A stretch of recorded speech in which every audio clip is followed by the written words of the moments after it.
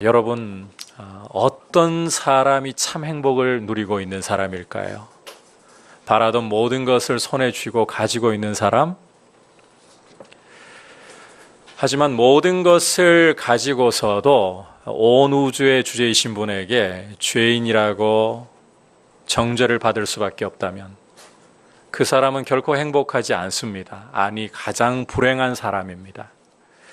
사도 바울은 다윗을 인용하면서 불법이 사함을 받고 죄가 가리어진 사람이 복이 있고 주께서 그 죄를 인정하지 않을 사람이 복이 있다라고 말씀을 하고 있습니다. 다시 말해서 율법의 정죄로부터 벗어나고 하나님의 심판에서 벗어나서 하나님과 바른 관계 속에 있는 사람이 참 행복자이다. 예수를 믿는 성도가 참 행복자이다. 이렇게 말씀을 하고 있는 겁니다. 예수 안에서 참 행복을 누리시는 분들이십니까? 이 행복 가운데 충만하게 주님을 더 의지하고 그 복을 누리시기를 축복합니다.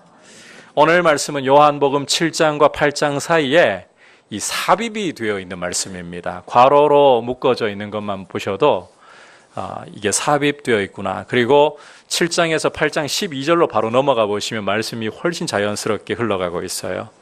삽입된 말씀이구나 하는 것을 알 수 있는데 이 삽입된 말씀은 굉장히 중요한 말씀입니다.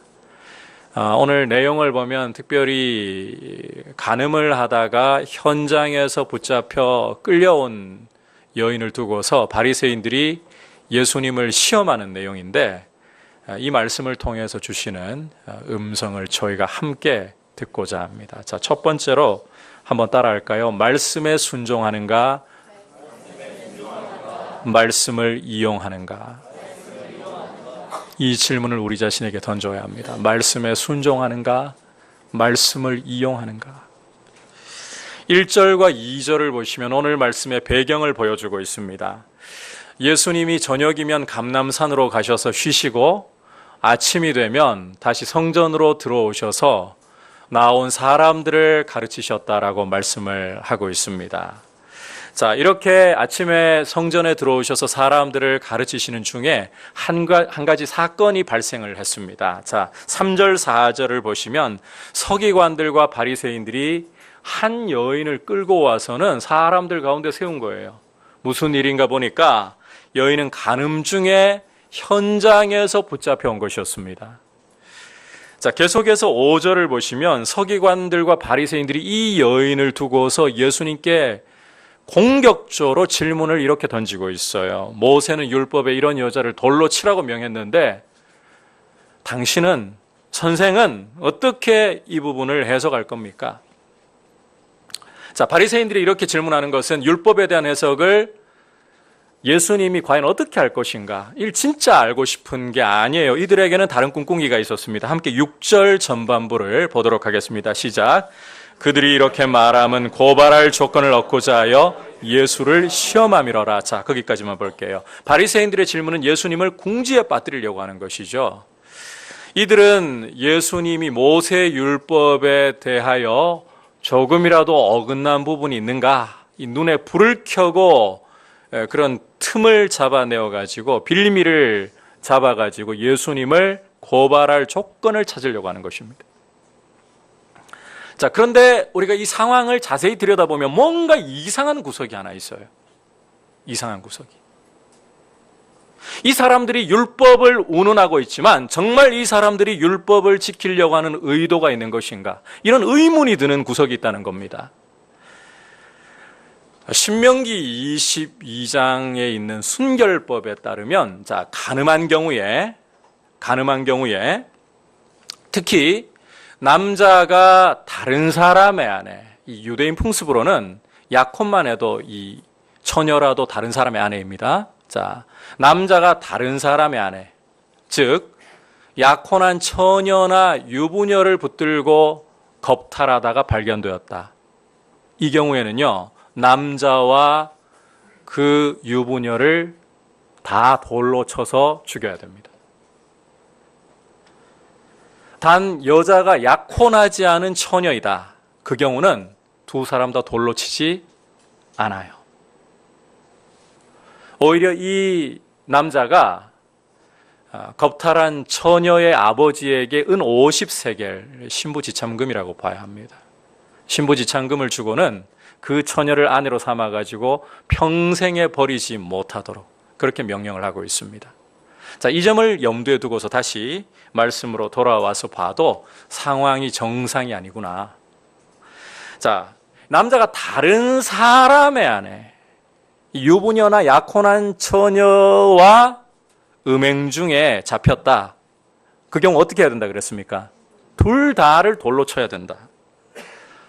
자, 헬라어 원문을 참고해서 보면 이 여인이 유부녀라는 것을 보여주는 표현이 원문에는 실려 있어요. 그래서 돌로 칠 조건이 성립된다는 사실을 알 수가 있습니다. 그런데 문제는 둘 다 돌로 치라고 했잖아요. 함께 음행을 하던 남자는 어디 있냐는 거예요. 남자는. 분명히 남자와 여자 둘 다 돌로 쳐야 할 상황인데, 하지만 바리새인들이 끌고 온 것은 여자 혼자일 뿐 남자는 어디를 봐도 없습니다. 따라서 이것은 음모일 가능성을 높여주는 것일 뿐 전혀 정상적인 상황이 될 수가 없다는 겁니다. 결국 이 여인을 끌고 온 이들은 말로는 율법 하지만 정작 그들의 관심은 율법을 지키는 데 있지 않다는 거예요. 오히려 6절에서 말씀을 하듯이 어떻게 하면 예수를 고발할 조건을 찾아낼 수 있을까? 여기에 그들의 온 관심이 쏠려 있다는 것입니다. 여러분, 이들은 율법을 수호하는 자들이라고 사람들에게 존경받고 자신들을 자랑하는 사람들입니다. 하지만 이들의 행동이 증명하는 것은 율법을 이용해서 무고한 분을 고발하려고 하는 것일 뿐 율법을 지키는 데는 사실상 관심이 없어요. 결국 율법을 이용하는 자들이지 율법을 순종하는 자들이 아니라는 것입니다. 참 무서운 일이죠. 공식적으로는 율법의 수호자, 율법 교사들이라고 직함이 주어져 있어요. 타이틀이 이들에게 주어져 있어요. 그런데 이들은 말씀을 묵상하면서 그 말씀을 어떻게 하면 순종할까? 이런 고민이 보이지를 않아요. 말씀을 이용해서 그들의 이익과 목적을 챙기려고 할 뿐. 여러분, 하나님께서 말씀을 주실 때는 순종하라고 주신 것이지 그 말씀을 이용해서 나의 이익과 나의 목적을 챙기라고 주신 것이 아닙니다. 다시 한번 말씀드립니다. 하나님의 말씀은 우리가 이용해서 우리 이익을 챙기라고 주신 게 아니라 순종하라고 주신 거예요. 그런데 말씀을 맡은 이들부터가 말씀을 이용해 먹고 있다. 이게 굉장히 두려운 일이죠. 저는 이 말씀을 준비하면서 제 자신에게도 질문을 던져보았습니다. 이 말씀을 선포하는 지금도 저는 제 자신에게 이 질문을 던져봅니다. 나는 과연 하나님의 말씀을 어떤 태도로 대하고 있는가? 나는 정말 하나님의 말씀을 받들고 이 말씀의 종이 되어서 말씀에 순종을 하려고 하는가? 여러분, 하나님의 말씀을 맡은 사람들이 말씀을 받들어서 그 말씀의 종이 되지 않으려 한다면, 말씀을 겸손히 순종하려고 하지 않는다면, 이것은 마태복음 23장에서 주님이 바리새인들과 서기관들에게 선언하신 화해의 길로 가게 되는 수순이 되고 맙니다. 다시 말해서 천국문을 사람들 앞에 닫아서 들어가지 못하도록 만들 뿐만 아니라 자기 자신은 뭐 더 이야기할 것도 없고 두루 돌아다니면서 육지와 바다를 두루 돌아다니면서 교인 하나를 얻으려고 하다가 찾으면 그들을 배나 지옥 자식 되게 만들어버리는, 말씀을 순종하지 않고 말씀을 이용하는 것은 이런 무서운 결과로 흘러갈 수밖에 없게 된다는 거예요. 여러분, 우리 목회자들이나 교회의 책임을 맡고 있는 이들은 하나님의 말씀 앞에서 두려움과 떨림으로 섬길 줄 알아야 합니다. 하나님의 말씀을 어떠한 태도로 대하고 있는가? 말씀을 순종하려고 해야지 나의 이익과 목적을 챙기기 위해 말씀을 이용하려고 해서는 안 되는 거예요. 순종하다 보면 하나님이 우리의 필요를 다 알고 계시는 아버지시기 때문에 먼저 그의 나라와 의를 구하다 보면 하나님께서 우리의 필요도 때를 따라서 부족함 없도록 채워주시는 줄 믿습니다. 순종이 먼저입니다. 말씀을 이용해서 절대로 나의 목적을 챙기려고. 주님, 제가 지금 해결해야 할 문제가 있는데 거기에 맞도록 말씀 좀 해주세요. 지금 내가 급한 게 우리 아이 대학 원하는데 합격하는 문제인데 주님, 여기에 맞게 말씀 좀 주시면 안 될까요? 안 그러면 제가 생각 좀 해봐야겠어요. 이건 뭔가요? 말씀을 이용하는 겁니까? 순종하려고 하는 겁니까? 이용하려고 하는 거죠. 주님이 나에게 어떠한 말씀을 하시든지 그것이 내 입에 참으로 쓰고 뱉어버리고 싶을 정도로 괴로워도 주님의 말씀이라면 나는 순종합니다. 내가 보기에는 괴로워 보여도 내가 입으로 삼키기는 쓴맛이 나도 그것이 나의 생명이고 그 말씀대로 순종하는 것이 내가 주님을 바르게 섬기는 것입니다. 이런 겸손한 태도로 여러분 하나님의 말씀을 이용하려 하지 말고 순종할 수 있기를 축복합니다. 그리고 기도를 하셔야 돼요. 강단에서부터 하나님의 말씀을 맡은 사람들이 말씀을 이용하는 것이 아니라 말씀의 종이 되도록, 그래야 교회가 살아납니다. 그래야 교회가 강건하게 하나님의 영광 가운데에서 서갈 수가 있습니다. 이런 귀한 은혜를 함께 누리기를 축복합니다. 두 번째 메시지는 따라합시다. 먼저 자신을 돌아보고 자신의 눈에서 들보부터 빼야 합니다. 쉽게 말해서 자기 눈에서 전봇대를 빼내라는 거예요. 자, 이제 바리새인들로부터 시험을 당하신 주님은 이 시험을 어떻게 대처하실 것인가? 우선 6절 후반부를 보시면 주님은 이들의 질문에 대해서 아무런 대꾸도 하지 않으시고 다만 몸을 굽히셔서 땅바닥에다가 손가락으로 무언가를 쓰셨다라고만 말씀하고 있습니다. 아마도 뭘 그렇게 땅에다가 말씀도 없이 쓰고 계셨을까? 그 내용이 참 궁금한 분들이 제법 계실 것 같아요. 자, 드물지만 제가 단서를 달아요.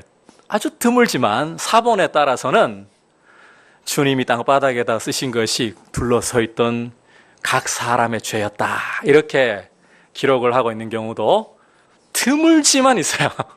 하지만 대부분의 사본들은 무엇을 쓰셨는지 밝히지를 않아요. 따라서 우리는 아주 주된 흐름을 따라가지고 굳이 이 내용을 알 필요가 없다, 그 문제가 그렇게 중요한 문제 아니다라고 생각하고 가야 되는 거예요. 오히려 여러분, 이어지는 상황, 주님의 말씀과 그 다음 사람들이 보이는 반응이 진짜 중요한 문제예요. 이걸 주목하셔야 돼요. 자, 계속 보시면 이렇게 땅바닥에다가 무언가를 쓰고 대답도 하지 않는 주님을 보면서 바리새인들이 주님을 다그치면서 대답을 요구하잖아요. 7절에서 그렇게 말씀하고 있죠. 그때 주님이 벌떡 일어나시면서 어떤 말씀을 하시느냐? 자, 중요한 말씀이라 했죠. 같이 읽어보겠습니다. 7절 후반부 너희 중에부터 같이 보겠습니다. 시작. 너희 중에 죄 없는 자가 먼저 돌로 치라 하시고, 네, 계속 읽으셔야 되는데 다시 몸을 굽혀 손가락으로 땅에 쓰시니. 자, 뭐라고 말씀하셨나요? 너희 중에 죄 없는 자가 먼저 돌로 치라. 그리고 다시 침묵하시면서 묵묵히 손가락으로 무엇인가를 쓰실 분. 침묵이 흐르고 있습니다. 그런데 그 순간 툭, 툭 떨어지는 소리가 들리면서 어떤 일이 벌어지느냐? 말씀이 어떠한 결과를 가져오는가? 사람들이 어떤 반응을 보이고 있는가? 9절 함께 읽겠습니다. 시작.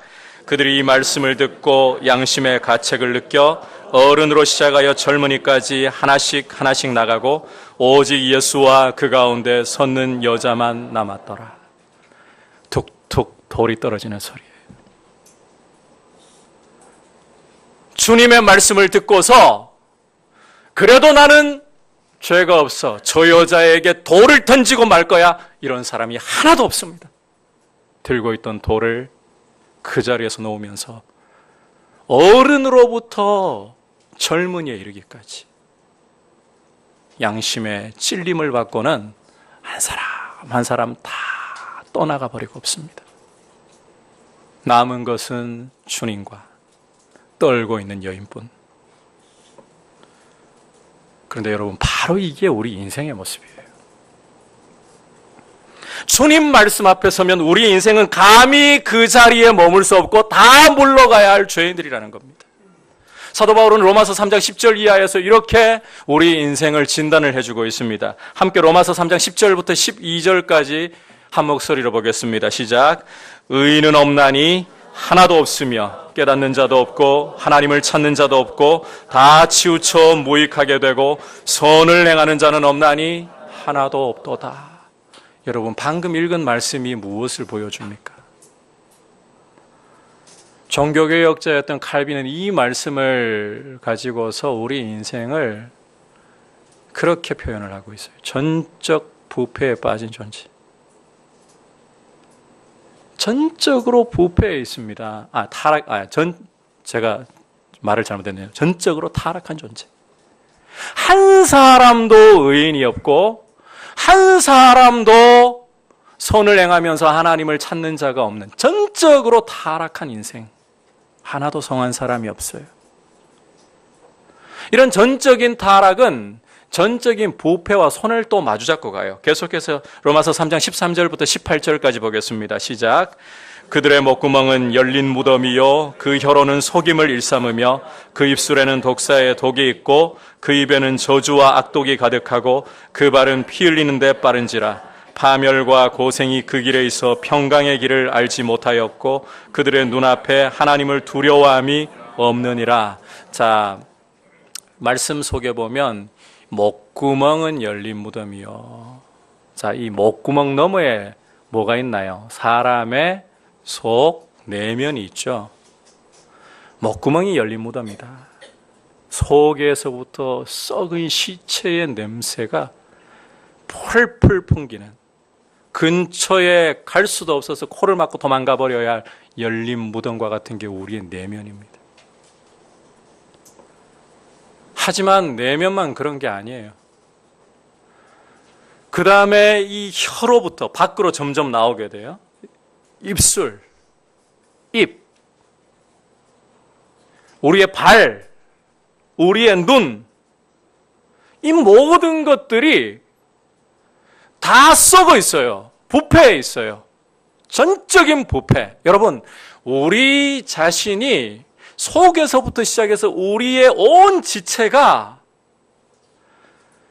타락으로 인하여 전적으로 부패해 있는, 썩어 있는 모습이라는 사실을 성경이 우리에게 진단하면서 보여주고 있어요. 이게 인생이에요. 우리가 겉으로 보기에는 멀쩡해 보이는 것 같습니다. 하지만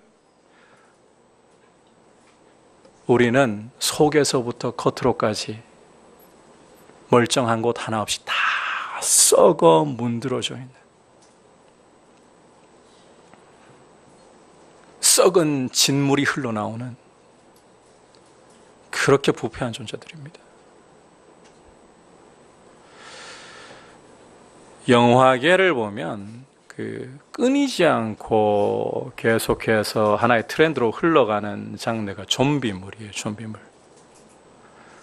살았는데 산 것도 아니고 죽었는데 죽은 것도 아니고, 그런 좀비들을 보면 뭐 입 한쪽이 이렇게 살이 뜯겨져 나가가지고 뭐 머리가 터져가지고 이 골이 흘러나오면 그러면서도 이러고 걸어다니잖아요. 우리나라도 보니까 부산행이라든지 요번 추석에 창궐, 추석 맞나요? 뭐 그런 영화도 나온다고 하던데, 창궐 그러길 전염병에 관한 영화인가 했더니만 조선판 좀비물. 참 이런 이 장르가 끊이지 않고 계속 영화화되어서 나오는데요. 여러분, 좀비를 보시면 실제로 그런 좀비가 걸어 다니고 있다. 여러분 어떻게 생각하시겠습니까?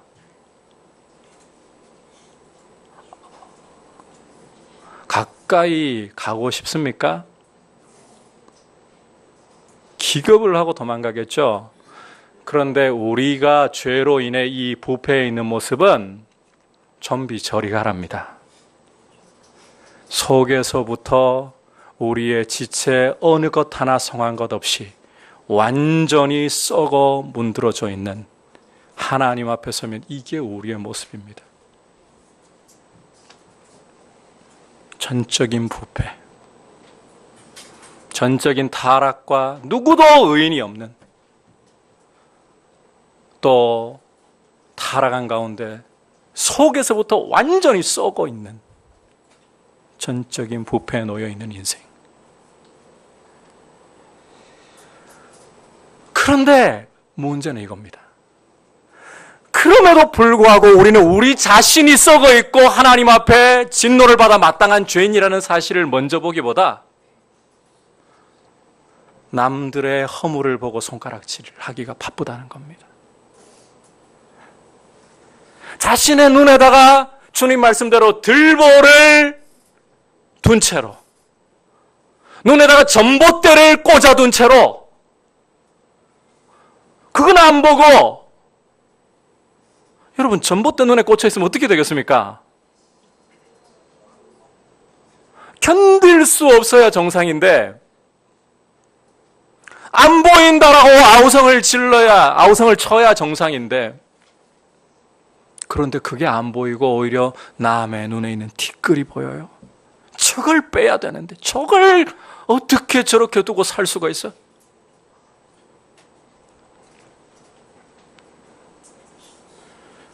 우리 속담 중에도 이와 유사한 게 있죠. 똥 묻은 개가 겨 묻은 개를 나무란다. 이게 여러분 아무리 타락을 해도요, 우리가 하나님 형상으로 지음받았기 때문에 이런 그림자들이 남아있는 거예요. 우리 자신부터 돌아볼 줄 알아야 합니다. 참 알면서도 너무 어려운 이야기예요. 우리 자신부터 돌아볼 줄 알아야 합니다. 우리 눈에 있는 들보부터 빼내어야 그 다음에 다른 사람도 밝히 볼 수가 있습니다. 여러분, 주님이 우리 안에 겸손한 마음을 주셔서 우리의 들보를 먼저 보고 들보를 빼낼 수 있도록 십자가 앞에 나아가서 우리의 이 허물과 죄로 썩어 있는 모습들을 철저히 고백하고 주님 앞에서 눈을 밝히 뜰 수 있도록, 바르게 볼 수 있도록 은혜를 늘 주시기를 구하십시오. 이제 마지막으로 따라합시다. 정죄로부터 자유를 주셨으므로 힘써 거룩함을 이루어가야 합니다. 주님 말씀대로 원색적으로 표현할게요. 다시는 죄를 범하지 말아야 합니다. 10절 11절 함께 읽도록 하겠습니다. 시작.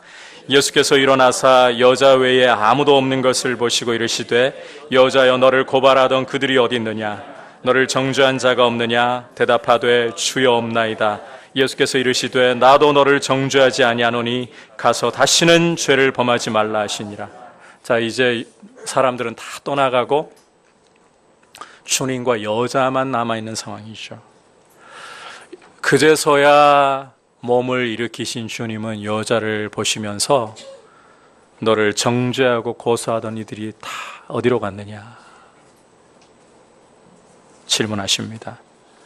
그러자 여인은 주여 없나이다 여전히 떨리는 목소리로 주님께 대답을 하는데, 자, 그 다음 너무너무 중요한 말씀을 들어요. 여인이 깜짝 놀랄 말씀을 주님이 들려주고 계십니다. 어떤 말씀인가요? 나도 너를 정죄하지 아니하노니. 여러분, 이 여인 앞에 계시던 분은 이 여인을 둘러싸고 정죄하고 고발하던 사람들의 양심을 찔러 쪼개버리신 분입니다. 다시 말해서 이 여인을 둘러싸고 죽이라고 소리를 지르면서 예수님에게도 요구하고 있던 그 무리들의 거짓과 위선을 들추어내어서 진리의 말씀의 검으로서 그들의 양심을 찔러 쪼개면서 그들을 물러가게 만드셨던 분이에요. 이런 분 앞에서 여인이 무슨 수로 자신을 숨길 수가 있겠습니까?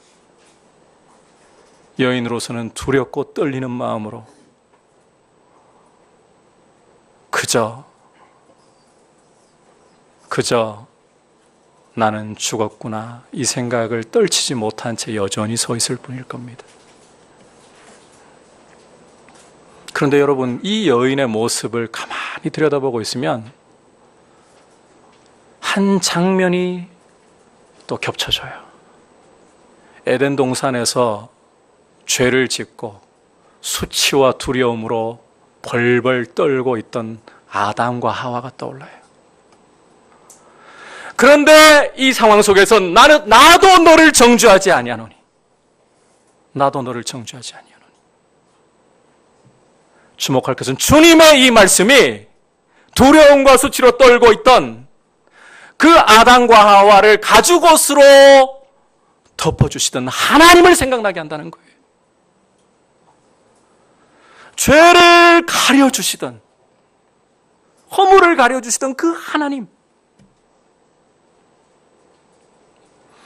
그렇다면 여러분, 이 예수는 누구시라는 겁니까?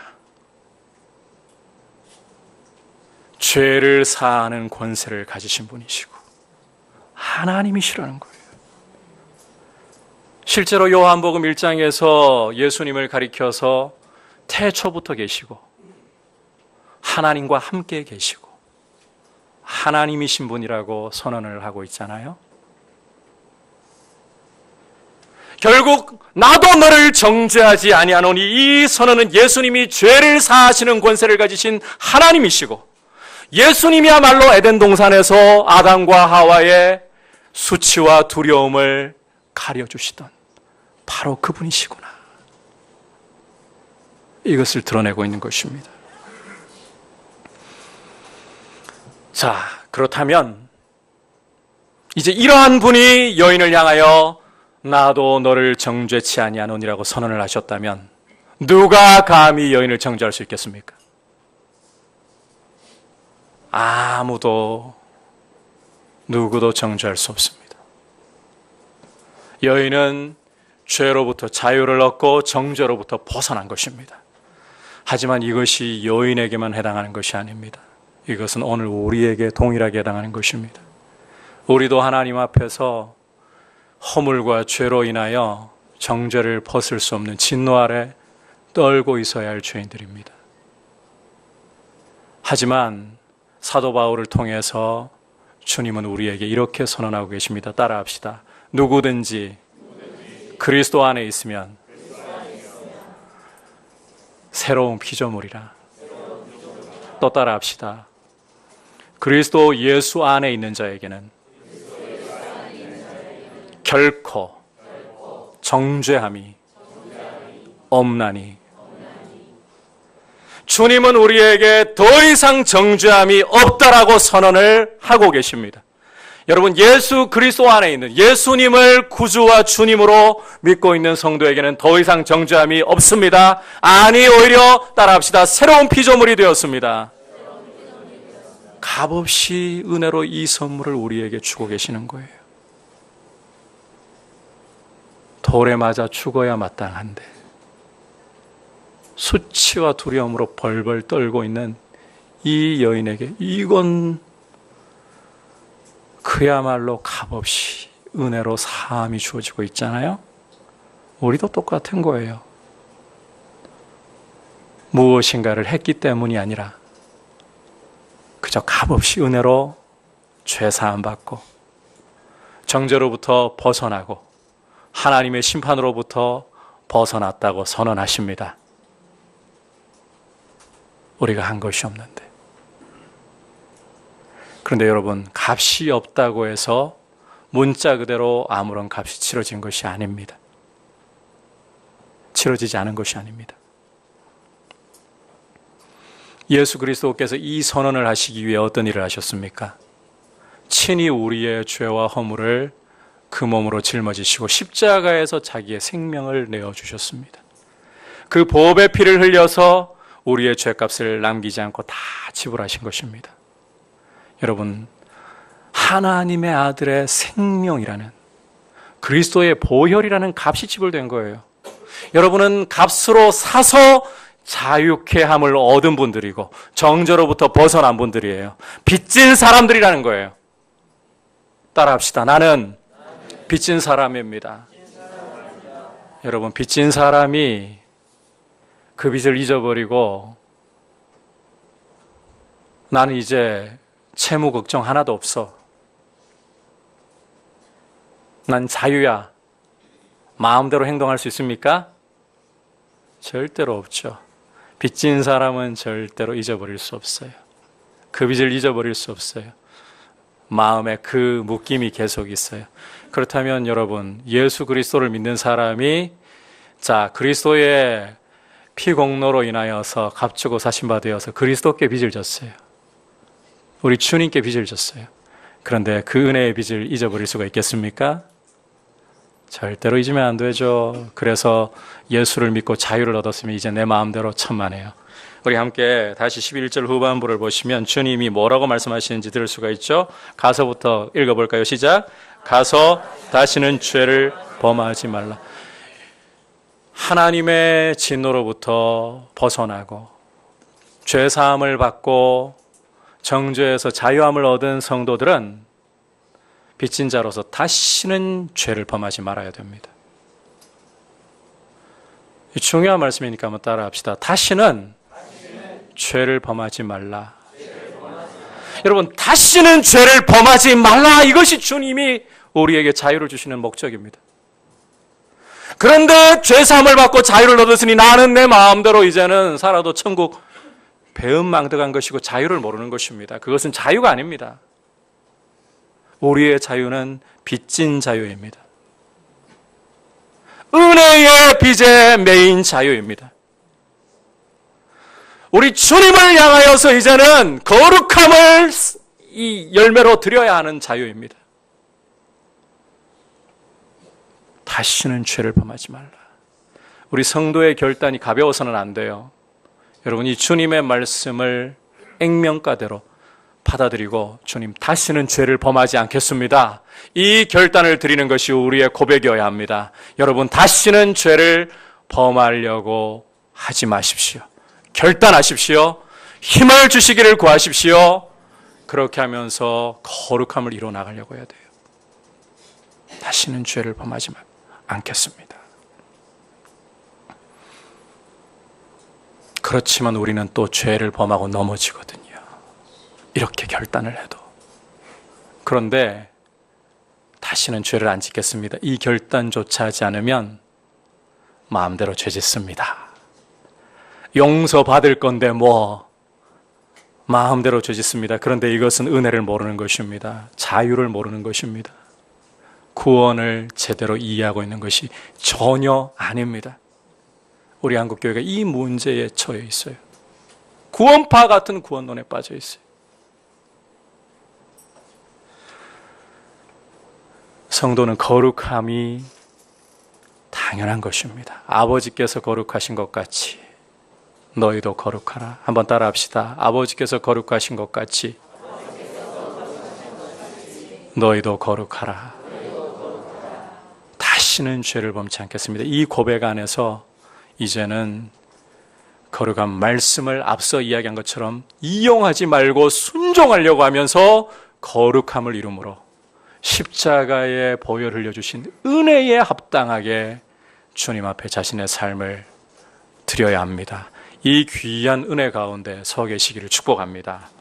오늘 바리새인들과 서기관들이 음행 중에 잡힌 여인을 끌고 와서 예수님을 시험하는 이 말씀을 통해서 주시는 주님의 음성에 귀를 기울였습니다.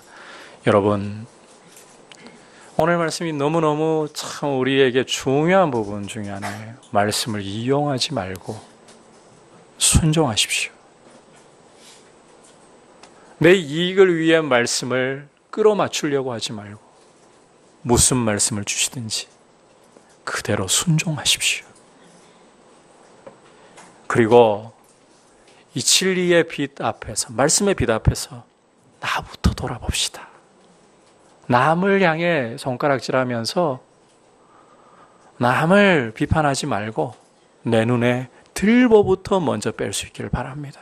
그리고 율법의 정죄로부터 자유를 주신 은혜를 따라서 거룩함을 힘써 이루어가는 이 결단이 분명히 있어야 돼요. 다시는 죄를 범하지 않겠습니다. 이 결단으로 주님 기뻐하시는 성도의 삶을 한 걸음 한 걸음 걸어나갈 수 있기를 축복합니다. 우리가 이제